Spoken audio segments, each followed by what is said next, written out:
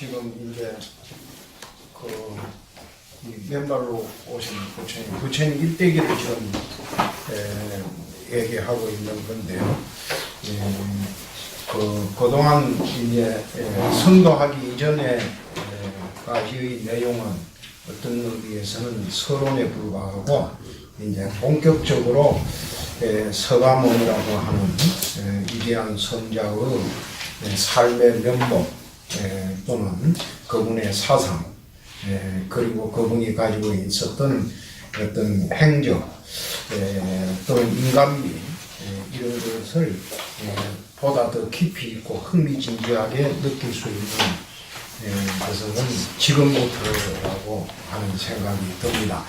79페이지 한번 이제 펴시면은 전도선언에 대해서 오늘 좀 말씀드리도록 하겠습니다.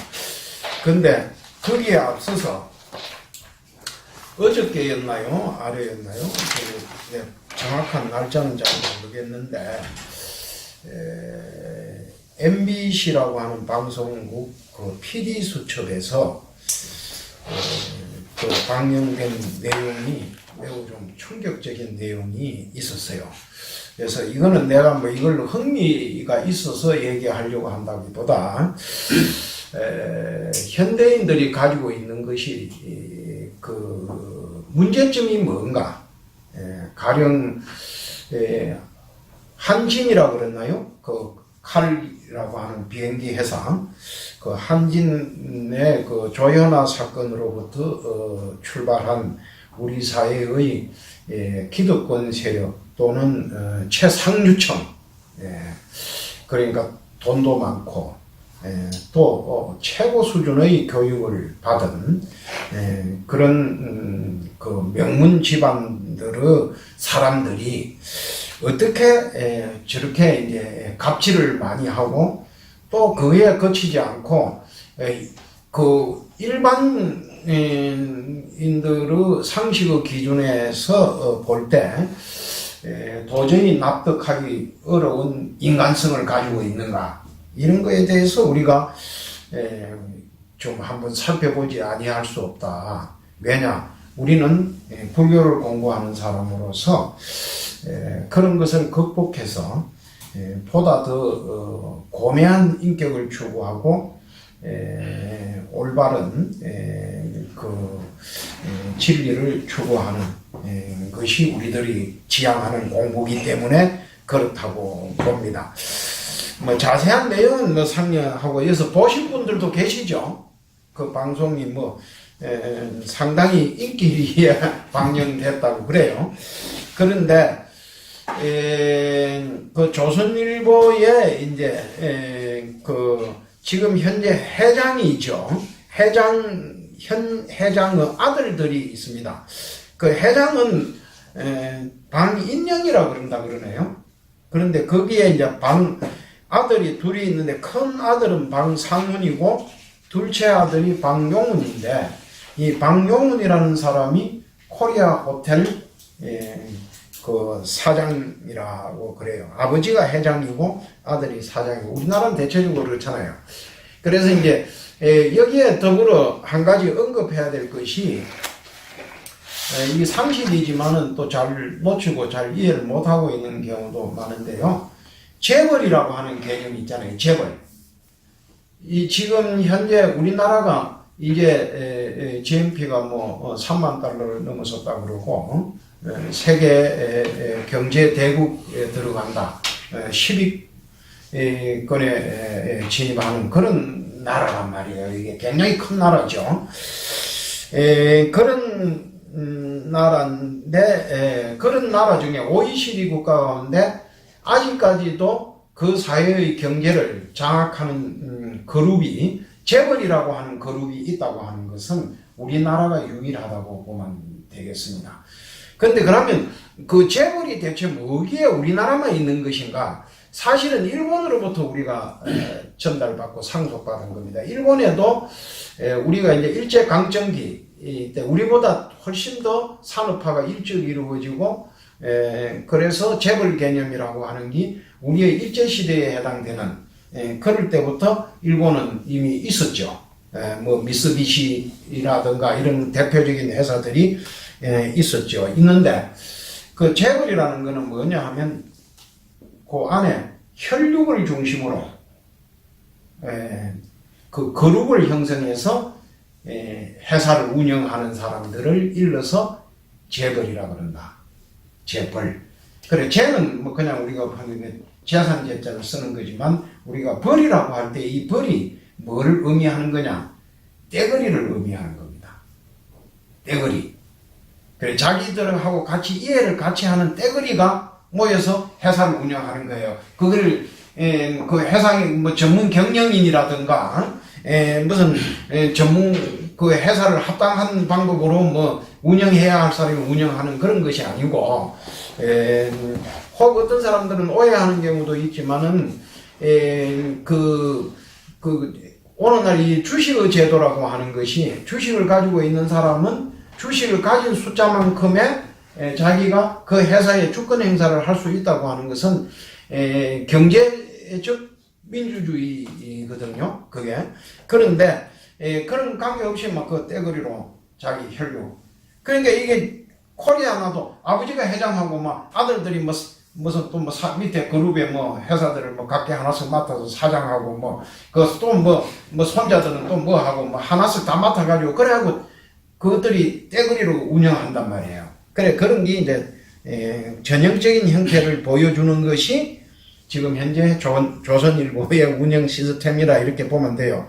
근데 그걸 얘기하려는 것이 아니고 이 방용훈의 부인이 이미란이라는 사람인데 뭐 자세히 뭐 얘기할 거는 없고 이 미란이라고 하는 분은 3대를 이어서 내려오는 전통적 의사 집안이라 그래요. 그러니까 그 이 집도 뭐 굉장히 만만한 집안이 아니죠. 그러니까 조선일보 같은 하고 그 정략 결혼을 해서 뭐 거기 며느리로 갔겠죠. 그래서 그 했는데 이 미란이라는 분이 수년 전 그러니까 2016년도에 자살을 했어요. 한강의 물에 빠져 죽어서 자살을 했는데 그때도 이미 상당히 뉴스에 크게 보도가 되고 그러고 했는데 그게 그 자식들이 지금 현재 다 30대 이상의 나이가 됐단 말이에요. 이분도 그 당시 죽을 때 나이가 뭐 50 중반 정도에 된 나이였던 모양인데 근데 문제는 이제 내가 뭐 거기에 있는 중요한 사건이 이제 벌어진 거 뭐 막 보니까 아들들이 그 안에 뭐 재산 싸움이 일어나고 뭐가 집안 내에 어떤 복잡한 문제가 있었겠죠. 근데 그런 걸 얘기하려고 하는 것이 아니고 아무리 그렇지만 방용훈이라는 사람과 이미란이라는 사람은 부부 사이잖아요. 그래서 한두 해도 아니고 30년 이상을 부부로 살아오면서 그 두 분 사이에는 아들, 딸이 있단 말이에요. 아들, 딸이. 근데 문제는 방용훈이 자기 아내를 학대한다고 하는 것은 이해할 수 있으나 그것도 이해하기 어렵죠, 사실은. 그렇지만 뭐 그렇다 한다 하더라도 그 아들, 딸이 어머니를 막 두드려 패고 그게 그 방영인데 나는 그 방송을 본 거는 아니고 누가 나한테 그런 걸 잘 보내주는 그 사람들이 있어요. 그래가지고 뭐 이런 충격적인 사건이 있으면 니도 한번 봐라 이렇게 하면서 스님이 보내주는 사람도 있고 또 뭐 같이 뭐 활동하는 뭐 여러 아는 친한 사람들 서울에 있는 뭐 시를 쓰는 사람들 뭐 이런 사람들이 보내주는 경우도 있고 이렇게 하는데 그 보내줘서 봤는데 전체를 다 본 건 아니고 일부를 봤는데 하여튼 잔혹하고 을 정도로 온몸에 상처를 입으면서 아들과 딸이 그 어머니를 어떻게 그렇게 그 폭력을 행사할 수 있어요? 아니 조연아는 그래도 자기 직원한테 한 거잖아요. 자기 직원한테 자기 어머니한테 그렇게 구속을 한 거는 아니란 말이에요. 그런데 그런 폭력을 행사했다. 그래, 이게 이제 뭐냐 하면 이 집안의 문제가 아니고, 우리가 이런 현상이 한두 건이 아니고 계속 이 사회적으로 하나의 어떤 현상으로 나타난다면 우리 사회가. 이게요. 그래서 이거는 뭐냐 하면은, 우리 사회가 그 원인이 어디에 있는 건지는 모르지만 많은 사람들이 그것도 사회 지도급 인사로 있는 그런 사람들이 자기 감정 통제를 할 줄 모르고 있다. 이게 이제 아니 자기 아들이라도 어머니한테 불만이 있을 수 있죠. 딸이라도 어머니에 대해서 어머니가 마음에 안 드는 경우가 있을 수 있는 거예요. 그런데 그렇다고 해서 폭력을 행사한다는 것은 우리가 납득하기 어려운 거 아니에요? 그게. 이런 거는, 흔히 말하는 사이코라고 하고, 무슨 거세긴 그런 현상을 하는 건데, 이건 정말 사이코죠. 이제 이래되면은 정신병리 현상인 건데, 이거는, 정상적인 사람으로서는 도저히 할 수 없는 거란 말이에요. 이게. 게 이제, 그래서 이거는, 그게 뭐냐, 우리가 그러면 우리가 이런 걸 놔두고, 이 극단적인 현상으로 나타난 거지만, 그런 걸 놔두고라도, 우리 사회가 중독 현상이 있는 사람이 의외로 많아요. 내 주변에도 지금 내가 은근히 지금 누구라고 이렇게, 프라이버시가 있으니까 말은 못 하겠지만, 속을 썩히는 사람이 하나 있는데, 이게 뭐냐면, 이제, 흔히 말하는 우리가 알코올 중독, 도박 중독, 무슨 거식 중독, 이런. 그래서, 어느 여가수의 어머니가 한때 굉장히 시끄러웠잖아요? 아니, 그 여가수가 돈을 하루에도 몇 억씩을 버는 때가 있고, 그랬다는, 그래갖고 통장에 아무리 없어도 한 200억, 300억 정도는 돈이 저축돼 있을 걸로 생각하고 결혼하면서 엄마한테 내 통장 어떻게 해서 달라는데 보니까 무슨 50억인가 60억 적자가 나가지고 빚이 돼 있더라. 그래가지고 쇼킹해가지고 딸과 이제 딸이 그냥 앞으로는 내가 보는 건 내가 관리하겠다. 약간 엄마가 계속 딸한테 소송을 걸거든. 그게 인격이 파괴됐단 말이에요. 그게. 그래가지고, 그러면 그런 현상이 일어나는 것이 어디에 있는가? 우리가, 이건 너무 스님이 통속적인 얘기를 하는 거 아니냐, 이러시지만, 우리가 교양을 안 쌓는 사회야. 우리 사회가요. 그리고 수양을 안 하는 사회예요. 수양. 몇 분을 통해서 기회 있을 때마다 얘기를 한 것 같습니다만은, 스님이 출가를 하면 출가를 해서 돌을 닦기 위해서 한 거 아니에요. 아니 어디 주제하려고 출가한 게 아니거든. 우리가 또 어디에 무슨 스님해하고 좋은 차 타고 다니려고 스님 한 것도 아니고 의시되고 폼 잡으려고 스님 한 것도 아니고 오직 돌을 닦기 위해서 스님이 됐다. 그러면 돌을 닦는 사람으로서 갖추어야 할 고매한 인품이 스님한테 나와야 돼요. 그러지도 못한 내가 이런 얘기 하는 게 좀 낯이 좀 뜨겁기는 한데, 그게 나와야 되는 거 아니에요. 남이 보기에. 그래서, 무슨 말을 안 해도, 옛날에 솔바람 물결 소리라고 하는 소설을 쓴, 남시. 예? 남시. 있어요. 하여튼, 남지심. 여자 작가인데요. 뭐라고 그랬어요, 지금? 남지심. 박남심입니까? 남지심. 뭐라고 하는 분이야. 아니, 내가 그분하고도, 이렇게 아주 모르는 사이가 아니고 좀 아는 사이인데, 이름이 잘 생각이 안 나요. 남지심, 맞아, 남지심. 남지심이죠? 네. 남지심이라고. 많은 작품을 쓰지는 않았어요. 그런데 그 소설 하나가 상당히, 그게 문학적 가치가 높고 이렇다기보다 사람들한테 스님들 얘기를 쓴게 돼가지고 호감을 느끼고 상당히 거색을 했어요. 그분의 그 소설이 많이 팔릴 때쯤 내가 쓴 책도 그게 내가 이제 그 당시 쓴 요즘 뭐 이렇게 보신 분 계시나 모르겠네. 그 산에 스님이 있어. 내가 이제 그때 처음에 나왔었는데요. 그 비슷한 시기에 같이 나왔어요. 그래가지고, 내 책도 잘 팔리고, 그분 책도 잘 팔리고, 그래. 그래서 서로 만나면 아주 반갑고 그랬죠. 이제 이렇게 만나면. 그랬는데, 아니, 그분이 뭐냐면, 가장 존경하는, 한 분 같이 차를 마시면서 얘기를 했는데, 자기 가장 존경하는 분이 뭐냐? 청아 스님이라는 분이라는 거야. 강청아. 전라도 태안상가 뭐 어디 계시다가 돌아가셨죠.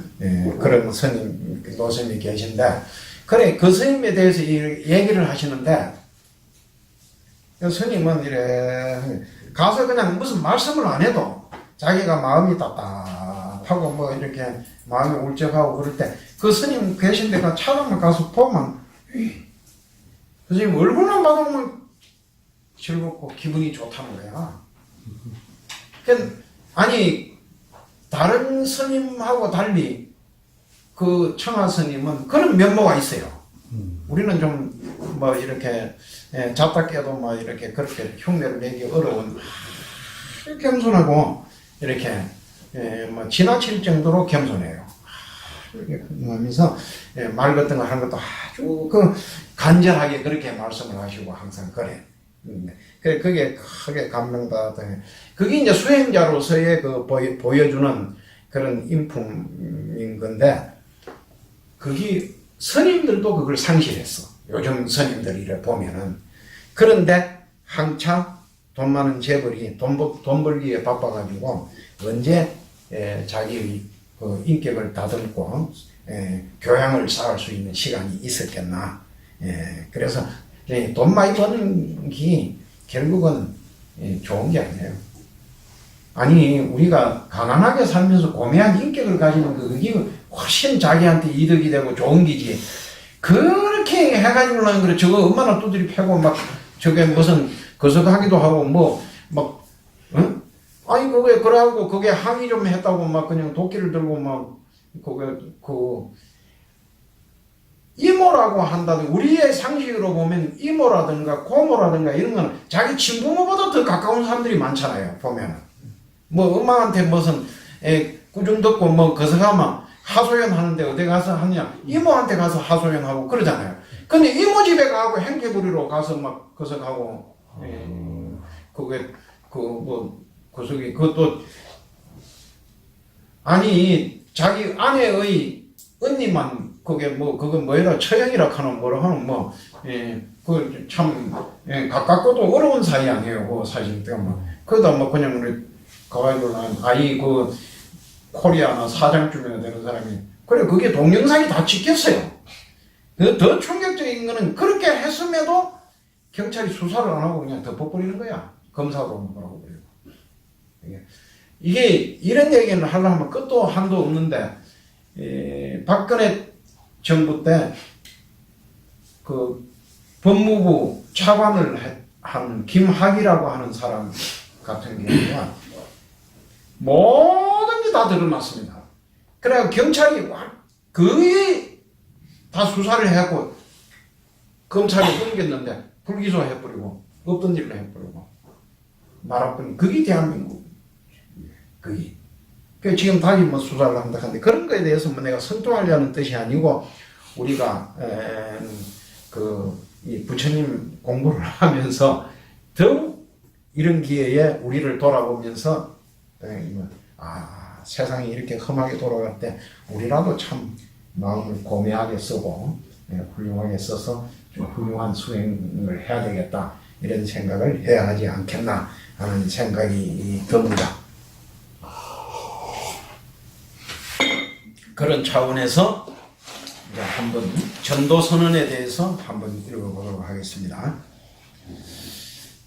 이 전도선언은, 부처님의 전도선언은 굉장히 의미가 있고 중요한 내용을 담고 있습니다. 많은 사람들의 이익과 행복을 위하여 비구들이여 전도의 길을 떠나라. 그대들은 이제 진리를 깨달았다. 아무 것에도 걸림이 없는 자유의 아라한 세상을 향하여 자비심을 실천하라. 하늘이나 사람이나 그리고 모든 생명들은 평화와 안락을 위하여 법을 전하라. 두려움이 없는 사자처럼 덕상을 갖춘 코끼리처럼 그물에 걸리지 않는 바람처럼 혼자서 가라. 두 사람이 한 길로 가지 마라. 자유인은 남의 흉내를 내지 않나니 비구여 그대들은 대아라한 어디든지 사람이 사는 마을이면 찾아가 아름답고 장엄한 설법을 하라. 처음도 좋고 중간도 좋고 끝도 좋은 열애의 법을 거침없이 설하라. 마음이 순박하고 깨끗한 사람들이 진리의 깨달음을 위하여 그대들의 설법을 기다리고 있다. 나도 이제 다시 전도의 길을 떠나리라. 우루웰라의 세나니 마을로 그리고 사람들이 기다리는 여러 도시로 발길을 멈추지 않고 전도하리라. 이제 이게 이 정황 설명을 하려면 이런 거예요. 그 녹약원에서 초전법령 최초의 설법을 해서 그게 교진녀들 5비구 이 교진녀 그분들을 이제 출가해서 이제 스님으로 최초의 비구가 된 거죠.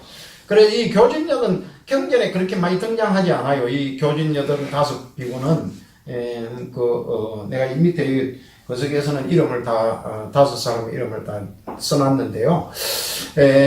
그러나 우리가 16난이라고 있죠. 부처님은 10대 제자 안에는 못 들어갔어요. 그분들이. 근데 스님으로서는 제일 먼저 스님이 된 사람들 아니에요. 이 전체대가 밥그릇 가지고 은근히 막 따지쌌거든, 스님들이.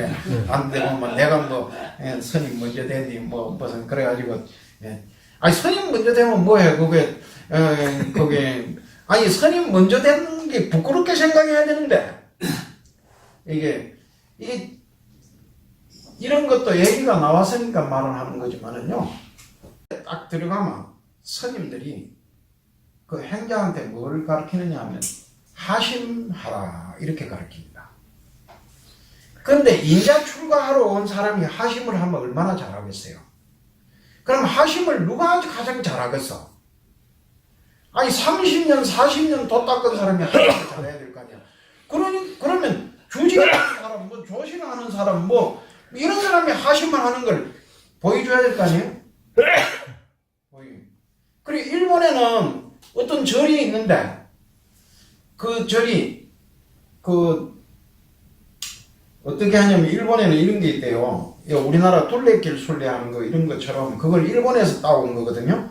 그러면 이렇게 순례를 하는 거예요. 오늘은 이 절에서 자고 내일은 이 절에 가자고 내일은 또 저 절에 가자고 이렇게 해서 이렇게 한 바퀴 삥 도는. 그래서 오늘 여기서 이 절까지 걸어서 가가지고 할 건데 이 차를 타고 간다든지 걸어서 가는 그런 여행 코스가 있어요. 그런 걸 많이 개발해놨어요, 일본 사람들이. 근데, 그럼 이 절에 가서 자면은, 공짜로 자는 게 아니고 뭐 숙박비를 좀 주고 그래야 될 거 아니에요. 그럼 그 절은 또 이렇게 그 순례객이 찾아오면 잠을 재워주려고 하면 어떻게 해요? 그걸 뭐, 잠자리도 마련해주고, 뭐 밥도 해주고, 뭘 해야 될 거 아니에요? 그러면, 그 중에 어떤 절은, 어떠냐면, 그런 서빙하는 사람을 누가 시키느냐? 스님 노릇을 한 30년 정도 한 사람들에게 그걸 시킨다는 거야. 그 방 청소도 하락하고, 그게 잠잔 사람들과 이불도 펴주고, 또 개주고, 가서, 뭘 공손하게 아주. 그래, 왜 그러냐? 다시 행자로 돌아가서 네가 한번 하심을 배워라. 교만해진 마음을. 그 얼마나 아름다운 수행이에요, 거기. 아니 내가 왜 이런 얘기를 아까부터 이렇게 죄송하느냐. 불교의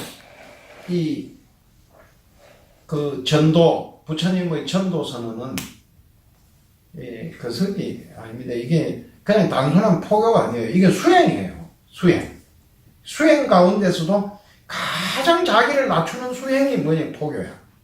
근데 나는 그동안에 뭐 살면서 컨디레만 계속 살고 어쩌다가 개원사 와가지고 제대로 수행이 안 됐다 하는 게 개원사 와서 포교를 못 하니까, 인격을 못 보여주니까 포교가 잘 안 되는 거 아니냐, 뭐 이런 생각이 드는데, 하여튼, 그런 거야. 그래서, 그 5비구를, 최초의 비구 스님이고, 그 사람들이, 그러니까 우리가 법당에 가서 보면 16나한 하면 16나한은 다 들어갑니다. 500나한 하면 그 나한이라는 게 뭐냐 하면 부처님 제제 시에 부처님 제자들 가운데 그 아라한과에 이르는 사람들을 모시는 게 나한이에요. 그걸. 그런데, 하여튼, 그런데 그분들이 하게 이제, 그런데 야사가 또 출가를 했잖아요. 그 친구들이 또, 따라서 출가를 하고, 53명이 출가를 하고, 이래가지고, 그 60여 명이 이제, 한 교단을 이뤘잖아요. 그래, 그 60여 명의 사람들에게 선언하는 거예요. 너가 나가라. 나가서, 두려움 있는 사자처럼, 덕상을 갖춘 코끼리처럼 아주 당당하게, 그러면서도 너희들은 아주 아름다운 인품을 보여주고 또 열애의 법을 전해라. 이렇게 선언을 해서 내보내는 겁니다. 그런데 그렇게 나가면서 여기 이제 보면 혼자서 가라. 혼자. 이거는 뭐냐, 그룹을 지어서 가지 말라는 뜻이 아니고요. 이거는 뭐냐 하면, 우리가 이 현대인들에도 굉장히 명심해야 될 아주 중요한 게 하나 있습니다. 이게 뭐냐 하면, 내가 어느 정치인을 좋아해서 정치인에게 표를 하나 찍어줄 수 있어요. 그런데 마침 그 정치인을 추종하는 추종 세력이 돼가지고, 그래가지고 그 추종하는 사람들끼리 정작 본인 정치 당사자는 가만히 있는데 저것들끼리 싸워. 패거리를 지어가지고. 이게 아주, 이 불교에서는 이런 게 하면 안 됩니다. 불교하는 사람. 당당하게. 너 정치 잘하라고 내가 한 표를 찍어줬지만 나는 너를 추종하는 사람은 아니야. 부처님이 제일 마지막에 하시는 말씀도 그러잖아요. 진리를 따르고 너 자신을 따르라. 이래 돼 있잖아요. 이게 불교는 그런 거예요. 그래서 혼자서 가는 거예요. 혼자서. 누구를 추종하지 말고, 혼자서 가라. 두 사람이 한 길로 가지 마라. 그 패거리 지우지 마라. 이 소리예요, 패거리.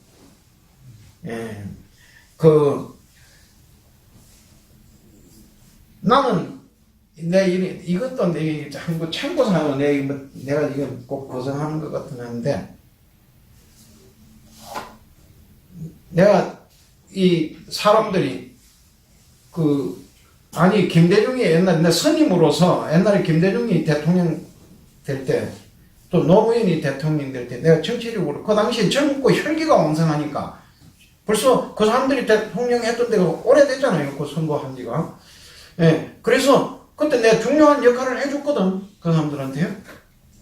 그거 해줬는데, 그러면 사람들이 자꾸 나한테 뭐냐면, 내가 무슨, 김대중 때는 무슨 맹지가 있고, 비지가 있고, 비판적 지지, 그 비지. 맹목적 지지, 그럼 맹지, 이랬었잖아요. 그리고 이제 노무현 때는 보면 노빠. 나는 한 번도 맹지도 한 일이 없거니와 비지도 한 일이 없고, 또, 노빠 한 번도 내가 그런데 가담해서 내가 거기 명단을 올리는 일이 없습니다. 아니, 그 봉화마을에 노무현 묘를 써놓고, 그 밑에 박석을 까는데, 나 보고도 스님 이름을 거석해달라고. 스님 이름도 하겠다고. 그래. 아니 난 그 관심이 없는데 아니 그 지금 대통령 물망에 오르는 유아무개라는 사람이 나한테 그래요. 그렇게 하라고 자꾸 선생님 하세요. 아니 내가 그 관심이 없다. 그럼 선생님 관심이 없어서 내가 그냥 내 임의대로 해놓겠습니다. 아 하지 마라. 그건 뭐 아니 나중에 부대에 가서 정말 그 생각 내가 진짜 훌륭한 스님이 됐다. 큰 스님이 됐다. 그럼 그 가고 보니까 그 한때 효림 스님도 노빠이는 모양이네. 거기다가 이름을 톡 새겨놓고 그건 망신 아니냐. 내가 그런 사람 아니다 내가. 내가 니하고 내하고 내가 이렇게 내가 가깝고 좋아해서 내가 너를 하고 친하게 지내지만 난 네 추종 세력이 아니야. 그게 착각하면 안 된다 내가. 이렇게 얘기하는 사람인데 이런 얘기를 하니까 우리가 정말 자기의 길을 갈 줄 알아야 돼. 자기의 길을요. 정말 이게 그게 굉장히 중요한. 그래서 이걸 이 전도선언이라고 하는 여기에 그런 게 내포되어 있는 겁니다. 이게 보면은 두려움이 없는 사자처럼 덕상을 갖춘 코끼리처럼 당당하게 가라는 거죠. 그물에 걸리지 않는 바람처럼 혼자서 가라. 두 사람이 한 길로 가지 마라. 태클이 지워가지고 돌아다니지 마라. 자유인은 나무 흉내를 내지 않나니. 이게 비구여 그대들은 대아라한 어디든지 사람이 사는 마을이면 찾아가 아름답고 장엄한 습도를 하라. 처음도 좋고 중간도 좋고 끝도 좋아. 처음은 좋았는데 중간에 가면 시원찮다든가 끝은 시원찮다든가 뭐 이러면 안 된단 말이에요. 그래서 그런 그게 가라 이렇게 그 선언을 해서 전도의 길을 내보냈습니다. 쫙 퍼져서 나갔어요. 이제 그 이제 한 60여 명이 쭉 이렇게 퍼져서 나갔으니까 이제 상당히 그 뭐 교단이 좀 형성된 것 같잖아요. 나중에 보면 뭐 부처님 그럼 떼거리를 지어서 안 다니느냐 그렇지 않아요. 뭐 이렇게 보면 탁발하러 갈 때 그 부처님도 이렇게 쫙 가는데 그걸 뭐라고 하냐면 기러기 안자를 써가지고 안행이라 이합니다. 안행. 저런 큰 절에 가면은 저 백담사 같은 데 이런 데 가면은 그래요. 그 스님들이 이제 법당에 40대 이제 법당에 가서 부처님한테 절을 하고 나옵니다. 나오면 줄을 쫙 서서 이렇게 걸어가거든. 기러기가 날아갈 때 지 맘대로 이렇게 헝클벙클이라 안 날아가잖아요. 기러기는 줄을 쫙 세워가지고 손에 날아가잖아요. 그래 기러기 날아가는 것처럼 그래 간다고. 기러기 안자를 써서 안행이라 이래요. 그걸 쫙 날아. 네, 한번 또 가는데 그 스님들이 쭉 가는데 나만 혼자 이렇게 쑥쑥쑥 걸어가니까 아니 왜냐하면 거기에 있는 스님들은 이제 그 대중들은 이리 가고 나는 내가 가는 방이 따로 있으니까 이렇게 문이 달라요. 그래서 문이 요리 방으로 가야 되니까 이러면 그 내가 아는 사람이 한번 왔다. 스님은 왜 땡글라고 혼자 가시고 아니 내 친한 사람이 와가지고 왜 저 같이 스님들 같이 저 따라서 안 갑니까 이러는 게 난 큰 스님이잖아. 아니 이제 그 큰 방에 대중들이 이제 생활하는 거 하고 나는 이제 그런 교선사니까 따로 생활하니까 이제 그렇게 자연히 그렇게 방 사용하는 방이 달라서 그렇지 뭐 큰 스님이라서 그걸 안 따라간 건 아닌데 웃으면서 그렇게 했는데 그렇게 쭉 가서 하는 겁니다. 탁발을 할 때도 그렇게 쭉 가요. 지금 태국이라든가 버마 같은 데 이런 데 가면은 그 관광객들한테 그게 굉장한 인기를 끌더라고. 내가 가서 보니까 아주 뭐 그래서 죽어도 스님이고 나도 스님인데 우리도 스님들이 한 며칠 갔으니까 또 서 있다가 쭉 오잖아요. 그러면 먹을 거 들고 있다가 이렇게 스님들한테 줍죠. 그래서 우리가 그 저한테 얻어먹어야 되는데 얼마나 됐다. 그렇게 한 일도 있고 그런데 그런 전도의 길을 떠났다. 이제 더불어 오늘 정말 멋있는 대목을 하나 오늘 한번 읽어봅시다. 너 자신을 찾아라. 82페이지입니다. 젊은 청년들아, 들뜬 마음을 멈추고 여기 잠시 앉아보아라. 숨을 길게 들이마시고 그리고 천천히 내쉬어라. 자, 이제 너희의 마음이 고요해졌느냐? 그럼 한번 돌이켜 생각해보자. 너희가 잃어버린 물건과 그 물건을 훔친 여인을 찾는 일 그것하고 잃어버린 너희 자신을 찾는 일, 그 중에 어느 것이 더 중요하다고 생각하느냐? 망설이지 마라. 우물쭈물하지 마라. 잃어버린 너의 자신을 찾는 일을. 날씨가 화창하여 소풍하기 좋은 날에 우루엘라의 부잣집 청년들이 야유회를 하던 중 기중품을 도둑맞은 일이 벌어졌다. 부처님이 숲속에서 자선하시는 것을 보고 혹시 여기로 도둑질을 한 여인 하나가 지나가는 것을 못 보셨는지요? 하고 묻는 그 청년들에게 그 여인을 찾기보다는 잃어버린 너희 자신을 찾아라. 그렇게 부처님은 설법하셨다.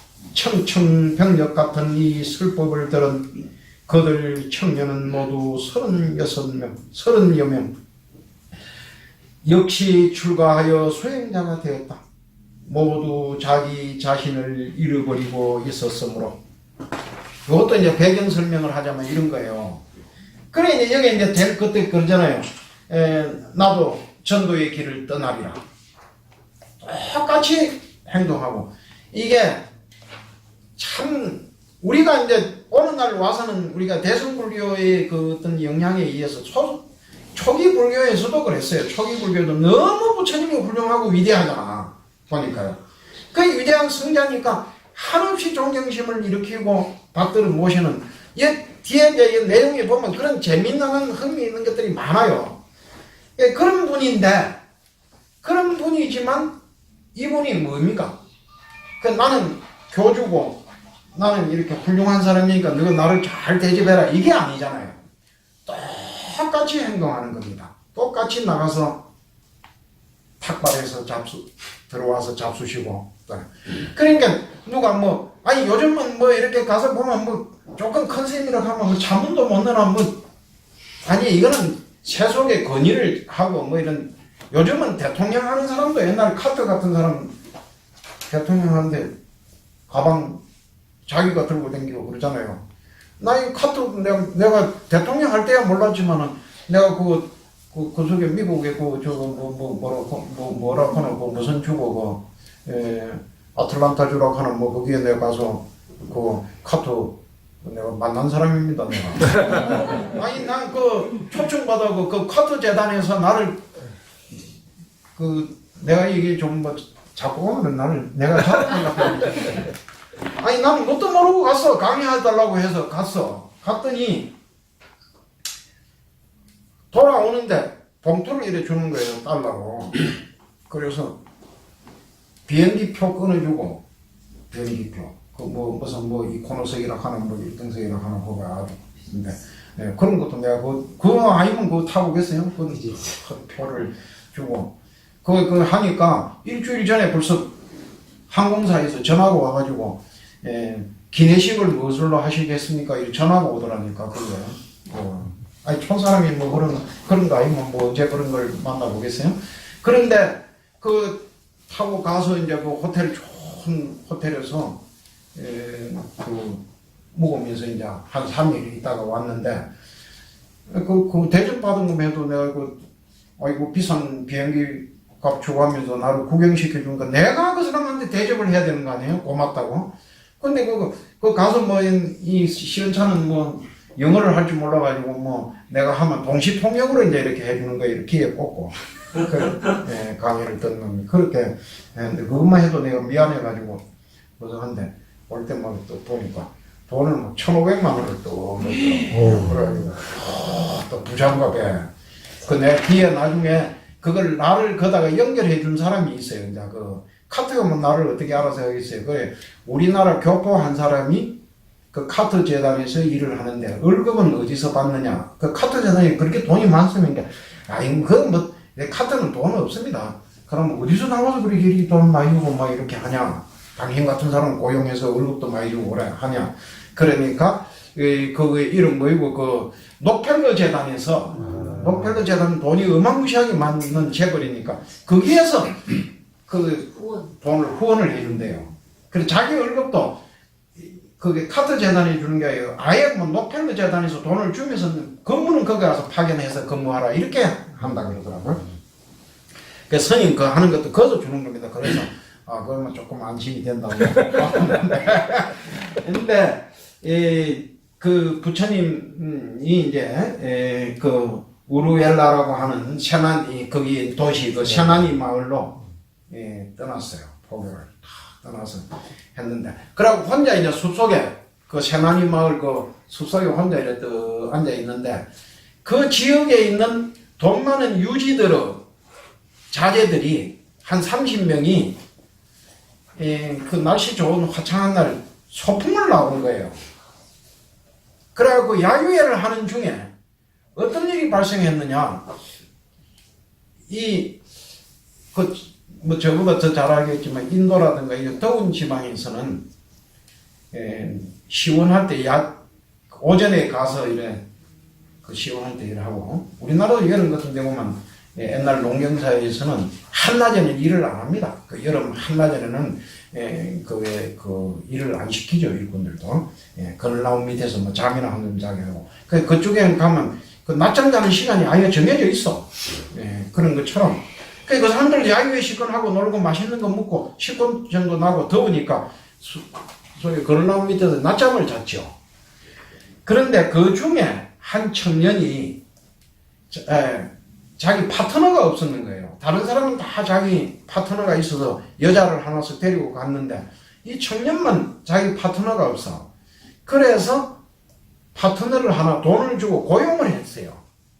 이제 그런 걸 하는 그 당시에도 이제 있었겠죠. 그런 직업 여성이 요즘보다 더 많지 뭐 그때는. 그래서 그 여인을 데리고 갔는데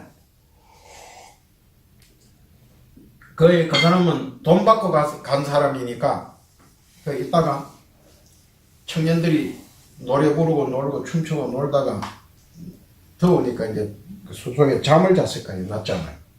낮잠을 자는 그 시간대에 이 여자만 살짝 일어나고 그 귀족 부잣집 애들 사람들이니까 뭐 이런 또 그 나라는 인도는 가면은 남자나 여자나 관계없이 이런 그 장식을 많이 합니다. 뭐 이런 목걸이도 하고 다니고 뭐 이런 장식을 많이 하는 나라거든.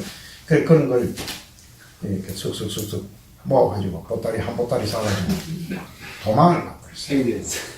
도망. 부처님 경전에 그런 유사한 이야기들이 많이 나와요.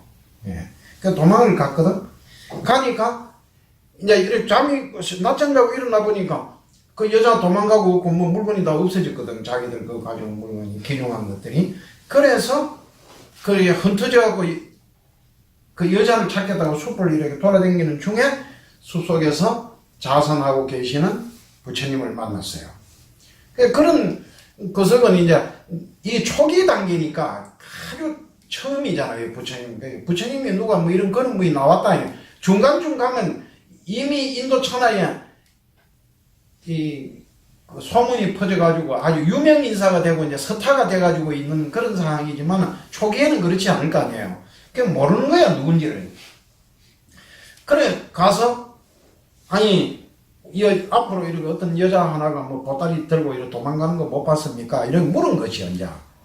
그러니까 부처님이 그래서 뭐 못 봤다 이칸다든지 이러는 게 아니고 젊은 청년들아 너 거리 말고 이리 와라 이래 좀 너 들뜬 마음을 좀 가라앉히고 조용하게 잠시 앉아봐라.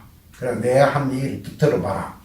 그러니까 이 사람들이 그 뭐 무슨 얘기 하려고 하나 저 보니까 얼굴도 근사하게 생기고 뭐 이렇게 훌륭하게 생긴 그 요즘 말로 하면 아우라가 쫙 이렇게 풍기는 그런 걸 또 그래. 그가 또 이렇게 자리를 잡고 앉으니까 자 이제 너희들의 마음이 고요해졌느냐. 이게 이거를 이런 얘기가 나오니까 더불어 이렇게 하는데 우리가 명상이라 하는 게 이게 참 중요한 거예요. 정말 이게 아까 처음에 내가 서두에 얘기한 그 모양으로 이런 갑질하는 그런 사람들, 뭐 이상하게 자기 감정을 컨트롤하지 못하는 그런 사람들, 그 사람들한테 가장 필요한 게 뭐냐? 명상을 하는 시간이에요. 명상. 그렇지 않은 사람들, 우리가 이 명상을 우습게 보는 것 같지만 어느 날 이 명상은 과학적으로도 자꾸 연구하려고 뭐 하고 이렇게 거성을 하는 게 있는데, 자기 마음을 고요하게 가라앉혀서 이렇게 가만히 한번 좀 앉아 있어 본다고 하는 거, 이건 굉장히 중요한 의미를 가지는 거예요. 그래, 너희가 잃어버린 물건과 그 물건을 훔친 여인을 찾는 일, 그거 하고, 그리고 잃어버린 너희 자신을 찾는 일, 이 중에 어느 것이 더 중요하다고 생각하느냐? 아니, 그거 팔찌 하나 잊어버리고, 목걸이 하나 잊어버린 거, 그런 거 하나 찾는 거, 그거 하고, 아니, 내가 억만금을 가졌더라도 그걸 잃어버리는 것보다는 정말 나 자신을 찾는 게 중요하지. 그러잖아요. 예? 아니, 내가 한 여인의 아들로 태어나서, 그 어머니하고 나하고의 관계에서 그 애틋하고 아름다운, 그게, 어떤, 효심을 가지고 사랑을 하고 어머니한테 대한, 그런, 효심을 이런 게 중요하지. 그 돈 몇 푼 때문에 그걸 가지고, 그또 돈이 없는 집안이고, 그거 아니면 먹고 살기도 어렵고, 집안이 많은 집안이면 또 모르지만, 그래도 이해하기 어려운 건데, 그 돈 많아가지고 대한민국에서 소문난 그 돈 많은 집에서 돈 몇 푼 때문에 그런 추태를 보인다는 게 이해 안 가잖아요. 그러니까 그거는 뭐냐 하면, 그 사람들이 놓친 것이 돈이 아니에요, 사실은. 자기 자신의 상실이거든. 자기 자신. 자기를 잃어버린 거야, 우리가. 그래, 했는데, 지금은 우리가 너무 많은 지식을 얻어가지고, 이런 얘기를 들어도 잘 충격을 못 받아요. 근데 이게 또 내 자랑 같지만, 나는 이런 데 울릴 때 정말 감동스러웠어. 잃어버린 너의 자신을 찾는 게 얼마나 중요하냐. 이게 사자구거든. 사자처럼 목소리가 커져서 그게 사자구가 아니란 말이에요. 이게 탁 고요하게, 차분하게, 아주 적은 목소리로 탁 던지는 말이라 할지라도 내 가슴을 울리는 말이면 그게 사자구잖아요. 그래, 망설이지 마라. 우물쭈물하지 마라. 잃어버린 너의 자신을 찾는 일. 이 지금 너희들이 젊은 때 얘기 퍼뜩거네. 이 말을 듣는 순간 이 사람들이 가슴에 팍 화살처럼 꽂힌 거죠. 이것도 하지만은 우리가 보세요. 정말 인류 문명의 이 최초의 이게 그 앞에 있는 젊은 청년들한테 던지는 말일 것 같지만 문명사를 통해서 우리 인류에게 던진 질문이거든요. 질문. 그 부처님 이전에도 이런 질문을 한 일이 없어. 우리한테. 너 자신을 찾아라. 부처님 이전에 누구도 그런 질문을, 그 뒤에 이런 우리가 그 인류 문명의 공통성 때문에, 그리스 문명에서 소크라테스가, 너 자신을 알라. 이렇게 했다 하는, 그게 굉장하잖아요. 그 말이. 그렇지만 그것도 부처님보다 그 양반도 연대로 따지면 한참 좀 뒤니까, 한 200~300년 정도의 뒤니까, 부처님 그 당시 그런 질문을 던졌단 말이에요. 청년들한테. 이 청년들이 거기에 꽂혀가지고, 듣고 보니 그렇습니다. 그 자리에서 다 출가해서 스님이 돼버렸어요. 그런데, 요즘하고 똑같아요. 이것도 저 뒤에 나중에 이제 이렇게 그런 대목에 나옵니다만은, 당시에 부처님이 그렇게 인도 천하를 돌아다니면서 설법 들어보면 너도 나도 막 출가를 해서 스님이 돼버리니까 이 골치 아파지는 거야. 사회에 문제가 생겼어요. 그래가지고 부모들이 막 찾아오고 항의를 하는 거야. 왜 나머지 청년을 꼬셔가지고 그래 항의하러 왔다가 또 설법도 또 출가해버리고 막 이래서 하니까 나중에는 너무 그렇게 출가를 많이 하고 허가를 부모의 허가를 받고 출가를 하도록 합시다. 그렇게 그 얘기하는 얘기까지 나올 정도로 그 당시에 이제 하나의 그 어떤 유행을 일으키고 센세이션을 일으켰습니다. 일으켰는데 이렇게 얘기하면 설마 그래서랴 싶죠. 이 우리가 다 알잖아요. 그 게테라는 사람이 젊은 뭐 베르테스의 슬픔이라고 하는 그런 소설을 썼단 말이에요. 그게 게테의 대표작이기도 하지만은 어느 날 우리가 이렇게 읽어보면 일반 우리가 요즘 굉장히 그 스크램이 잘 짜져 있는 일반인의 소설하고는 달리 그거는 그냥 편지체의 그 단순 문장으로 이루어져 있는 소설이에요. 그 젊은 베르테스의 슬픔이라는 게. 근데 그걸 읽고 젊은 청년들이 감동해가지고 막 너도 나도 죽는 게 유행을 했다 그러잖아요. 그 유행이라는 게 이렇게 무서운 거야. 이게 보면 좋은 건지도 모르고 나쁜 건지도 모르고 막 따라가는 사람들도 생기기 마련인데 이 우르벨라라고 하는 세나니 마을 우르웰라라고 하는 곳에 가서 부처님이 설법을 거석을 해서 이 젊은 청년들이 다시 한 30여 명이 한 분에 출가를 하면서 이제 인도 전역까지는 아니지만은 근처까지는 상당히 큰 파급을 일으키면서 야 이게 새로운 성자가 나타나고 뭔가 이게 새로운 바람을 일으키는구나 그러면서 이제 그 불교도들이 기하급수로 늘어나기 시작했다 하는 겁니다. 그래요. 다음 시간을 기대하겠습니다.